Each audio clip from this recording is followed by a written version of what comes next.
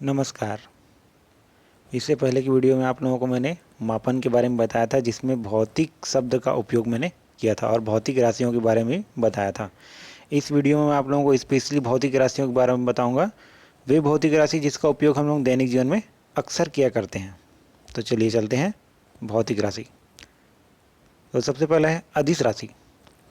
ऐसे भौतिक राशि जिसे दर्शाने के लिए या निरूपित करने के लिए या लिखने के लिए परिमाण की आवश्यकता होती है, यानी मात्रा की आवश्यकता पड़ती है, दिशा बताने की जरूरत नहीं पड़ती, तो उसको अदिश राशि कहते हैं। अर्थात ऐसे भौतिक राशि जिसको सिर्फ निरूपित करना है या लिखना है, तो उसके लिए सिर्फ मात्रा की जरूरत पड़ेगी, परिमाण की जरूरत पड़ेगी, दिशा की जरूरत नहीं पड़ेगी। जैसे 1 किलोग्राम आलू, या मैंने 1 जूल कार्य किया, मैंने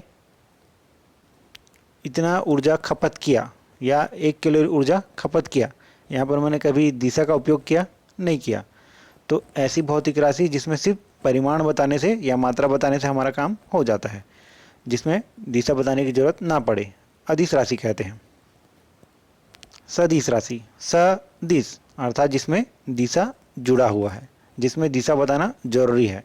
अर्थात ऐसी भौतिक राशि जिसे दर्शाने के लिए परिमाण तो बताना ही है, साथ में दिशा भी बताना जरूरी है, तो उसको भौतिक राशि कहते हैं। जैसे बल, मैंने बल उत्तर दिशा में लगाया, मैंने बल दक्षिण दिशा में लगाया, है ना, तो इसमें दिशा का आना जरूरी है।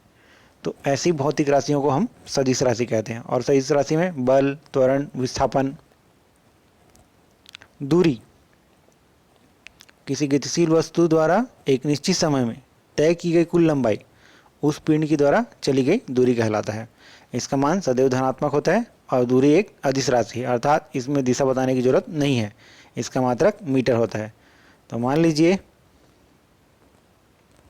मैं इस पॉइंट पर ए पर हूँ, उसके बाद कुछ समय बाद बी पर चला जाता हूँ, उसके बाद सी पर चला जाता हूँ, उसके बाद डी पर चला जाता हूँ। ये 5 है, ये 5 है, ये 5 है, तो मेरे द्वारा चली गई कुल दूरी हो जाएगी 15। ठीक है, तो इस प्रकार से ये मेरे द्वारा चली गई दूरी कहलाएगा। विस्थापन, किसी गतिमान वस्तु द्वारा तय किया गया प्रारंभिक बिंदु और अंतिम बिंदु के बीच की लंबाई को विस्थापन कहते हैं। अर्थात उसका जो प्रारंभिक बिंदु रहेगा और जो अंतिम बिंदु रहेगा, उन दोनों की बीच की दूरी को ही हम लोग क्या बोलेंगे, विस्थापन बोलेंगे। बीच की जो लंबाई बचेगी उसको विस्थापन कहेंगे। तो इसका मान धनात्मक भी हो सकता है, ऋणात्मक भी हो सकता है और शून्य भी हो सकता है। यह एक सदिश राशि है और जिसका मात्रक मीटर होता है। तो मान लीजिए मैं ए पर हूँ, उसके बाद बी पर गया, उसके बाद सी पर गया, उसके बाद डी पर गया। ये भी 5 है, ये भी 5 है और ये भी 5 है। तो मेरा प्रारंभिक बिंदु ए है और अंतिम बिंदु डी है, तो दोनों के बीच की दूरी कितनी है, 5। तो मेरा विस्थापन कितना हो जाएगा, 5। ठीक है, तो इस प्रकार से हम प्रारंभिक और अंतिम बिंदु के बीच की लंबाई को ही हम लोग विस्थापन कहते हैं। चाल, चूंकि ये जो चाल है दूरी से संबंधित है, इसलिए इसका मात्रक मीटर प्रति सेकंड होगा।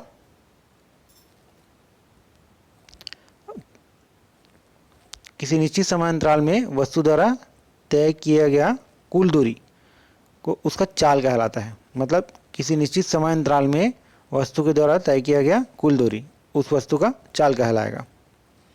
वस्तु की दूरी में परिवर्तन की दर को चाल कहते हैं। अर्थात जो उसकी दूरी में परिवर्तन रहेगा तो उसका दर क्या कहलाएगा, चाल कहलाएगा। और इसका मान धनात्मक होता है और यह अदिश राशि है। चाल जो है दूरी से उत्पन्न हुआ है, इसलिए यह धनात्मक होगा और यह अदिश राशि होगा और इसका मात्रक मीटर प्रति सेकेंड। अगला है वेग। किसी वस्तु के विस्थापन में परिवर्तन की दर उस वस्तु का वेग कहलाता है। ये थोड़ा सा मिस्टेक हो गया यहाँ पर, तो ये वेग हो गए। इसका मान धनात्मक, ऋणात्मक और शून्य हो सकता है। यह एक सदिश राशि है, इसका मात्रक भी मीटर प्रति सेकंड होता है। त्वरण, जब कोई वस्तु समय के साथ अपने वेग में परिवर्तन करता है या वेग के परिवर्तन की दर को त्वरण कहते हैं। इसका मान धनात्मक, ऋणात्मक और शून्य हो सकता है। इसका मात्रक मीटर प्रति सेकंड का वर्ग, मीटर प्रति सेकंड का वर्ग होता है। यदि हमारा ये वीडियो अच्छा लगा हो तो प्लीज़ लाइक कीजिए, शेयर कीजिए। धन्यवाद।